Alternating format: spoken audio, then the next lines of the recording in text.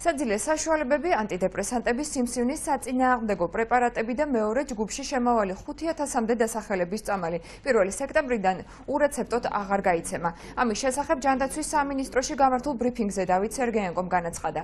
მინისტრმა გადაწყვეტილების თანმხლებ რისკებზე ისაუბრა და აღნიშნა, რომ გადაუდებელი შემთხვევებისას აფთიაქებში იქნება პრეპარატების მარაგი, რომელიც დაუყოვნებლივი გაცემისთვის იქნება განკუთვნილი.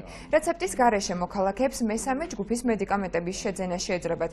კუჭნაწლავის დაავადებები, სამკურნალო საშუალებები, ვიტამინები, მინერალები, სიცხის დამწევები ჯგუფში 3306 წამალი შედის. აფთიაქებში ახსენეთ ალერგია და გულის შეტევა. დამტკიცებული იქნა რეცეპტი, შეფასებული იქნა წინასწარ პრაქტიკულად ყველა რისკი, რასაც კი შეიძლება გამოეწვია, მაგალითად ქონდა მოსახლეობას ესეთი საფრთხე შეგრძნება, რომ ყოველი მედიკამენტის ყიდვისთვის თუ ექიმთან გახდებოდა მისასვლელი, ეს მისთვის დამატებითი ბარიერი იქნებოდა ფინანსური თუ დროითი. ამისთვის იქნა შემოღებული ხანგრძლივი მრავალჯერადი მოქმედების რეცეპტი, რომელიც 1 წლის განმავლობაში მოქმედებს. ნებისმიერ აფთიაქში იქნება, ასე ვთქვათ, გადაუდებელი დახმარების ნაკრები, რომლის შეძენაც დაუყოვნებლივ შეეძლებათ მოქალაქეებს თუ სწორად მახსოვს.